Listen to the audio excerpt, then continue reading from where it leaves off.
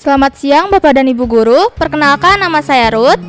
Di sini ada teman saya namanya Floren. Di sini Arya. Di sini Ondo. Di sini Gerald. Dan di sini Ezekiel. Kami berdiri di sini untuk mempresentasikan proyek P5 dari awal hingga akhir. Sebelum itu, saya akan menjelaskan terlebih dahulu apa yang dimaksud dengan P5 dan tujuan dari P5. P5 adalah singkatan dari Proyek Penguatan Profil Pelajar Pancasila. Di P5 ini bertema tentang kendalikan plastik agar bumi kembali cantik. Ada pula tujuan dari P5. Yang pertama, untuk menjalin rasa solidaritas antar siswa. Yang kedua, untuk mengembangkan kreativitas antar siswa. Dan yang ketiga, untuk menyadarkan para siswa akan pentingnya menjaga lingkungan sekitar.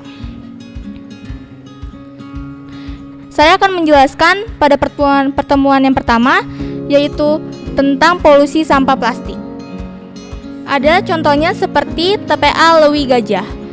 Pada tanggal 21 Februari 2005, TPA ini terjadi longsor karena gas metana dan curah hujan yang tinggi. Gas metana adalah gas yang berbahaya dan mudah terbakar atau meledak. Biasanya berasal dari pakan ternak. Dari kejadian tersebut, banyak korban jiwa yang meninggal karena longsornya TPA Lewi Gajah. Dan TPA Lewi Gajah akhirnya pun ditutup. Yang kedua, ada TPA Bantar Gebang. TPA Bantar Gebang adalah TPA terbesar di Indonesia. TPA ini sempat ditutup pada tahun 2019 dan kembali dibuka pada tahun 2021. Dengan adanya instalasi pengolahan air sampah atau IPAS dan pembangkit listrik tenaga sampah atau PLTS, Bantar Gebang resmi menjadi tempat pengolahan sampah terpadu atau TPST. Selanjutnya saya akan menjelaskan tentang polusi sampah plastik pada lautan. Contohnya seperti Pantai Tanjung Karang, Sulawesi Tenggara. Pantai Tanjung Karang sudah tercemar oleh sampah yang terapung.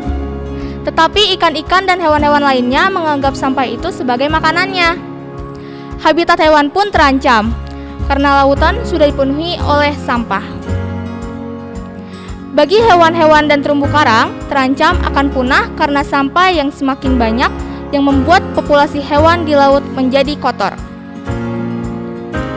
Di pertemuan kedua akan dilanjutkan oleh teman saya, Floren.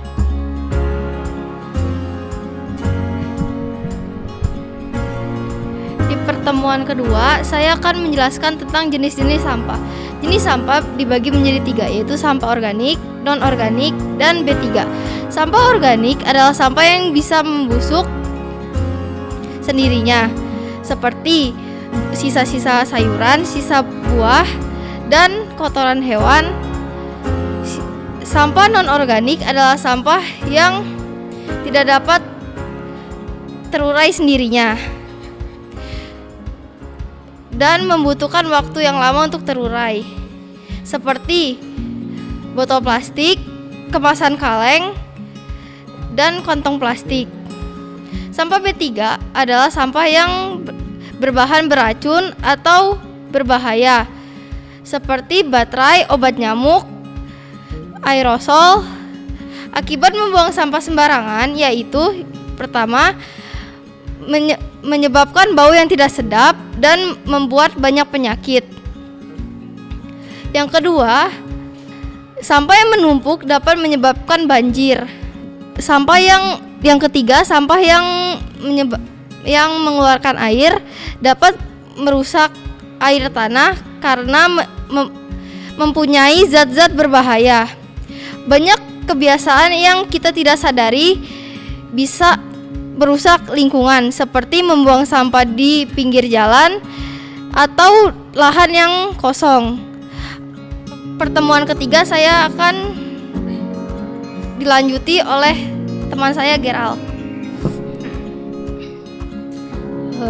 Oke, lanjut di pertemuan yang ketiga. Di pertemuan yang ketiga kami membahas dan membuat ecobricks. Apa itu ecobrick? Ecobrick adalah penumpukan sampah di dalam botol yang bermanfaat untuk menjaga kelestarian lingkungan.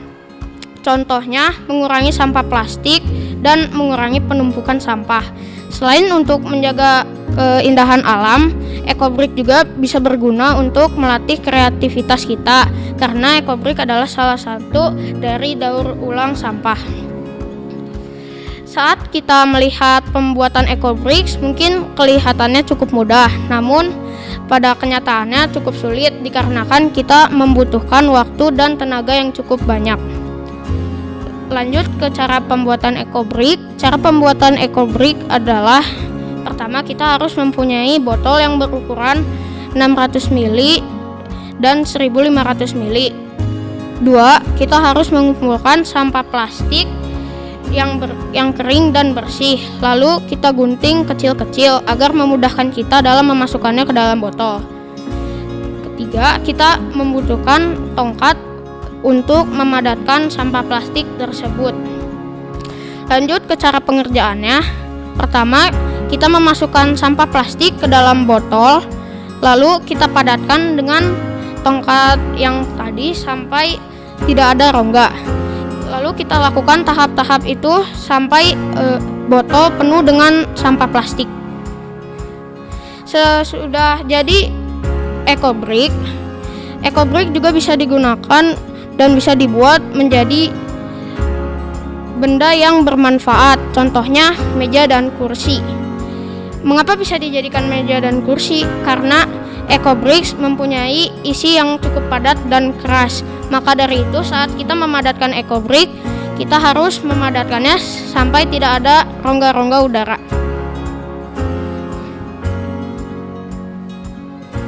Saya akan menjelaskan cara penyusunan ekobrik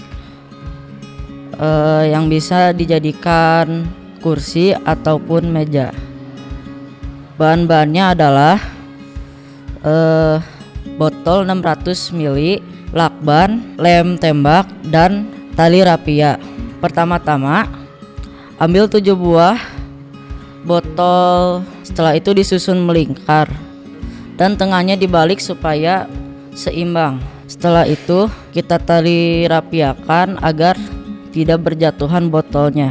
Sesudah ditali rapiakan, kita lakban sampai erat. Ambil kardus, kita potong menjadi bentuk lingkaran dan kita tempelkan menggunakan lem tembak. Sesudah kita tempel memakai lem tembak, kita bisa menghias dengan manik-manik atau semacamnya supaya terlihat menarik. Lanjut ke pertemuan yang terakhir, yaitu adalah poster. Judulnya adalah pencemaran lingkungan. Di poster yang pertama ini berjudul Stop Polusi Sampah Plastik. Di gambar ini menceritakan tentang perempuan yang sedang membuang sampah ke dalam sungai. Jika perempuan ini membuang terus-menerus sampah ke sungai, dapat mengakibatkan banjir. Di sini juga ada gambar bumi yang sedang menangis karena akibat perilaku perempuan tersebut yang merusak alam. Lanjut di poster yang kedua, judulnya adalah Jagalah Bumi Kita. Di sebelah kanan ini ada gambar bumi yang tidak terawat dan tercemar. Polusi udara ada di mana-mana. Di bawah sini juga ada kota yang sudah tercemar dan polusi udara di mana-mana. Itu diakibatkan karena asap dari pabrik dan kendaraan. Lanjut di kiri ada gambar bumi yang terawat dengan baik oleh manusia. Dan di bawahnya juga ada lingkungan yang bersih dan hidup hewan-hewan seperti domba, ikan, dan burung. Di sini juga terdapat gunung-gunung dan pepohonan agar suasananya menjadi lebih sejuk dan asri. Lanjut ke poster terakhir, yaitu poster ketiga yang berjudul Lestarikan Bumi Kita. Di sini menggambarkan tentang bumi yang bebas dari sampah dan tidak ada sampah. Di sini juga terdapat burung-burung di udara, pohon dan gunung. Pohon dan gunung supaya membuat suasananya menjadi lebih sejuk dan indah. Sebelum kami menutup presentasi ini, kami ada sebuah kata-kata ajakan, yaitu ayolah rawat bumi kita agar tetap asri. Save Earth. Sekian presentasi dari kami kelompok 3. Maaf jika ada kalau salah kata dan kata yang tidak mengenakan, mohon dimaafkan. Terima kasih.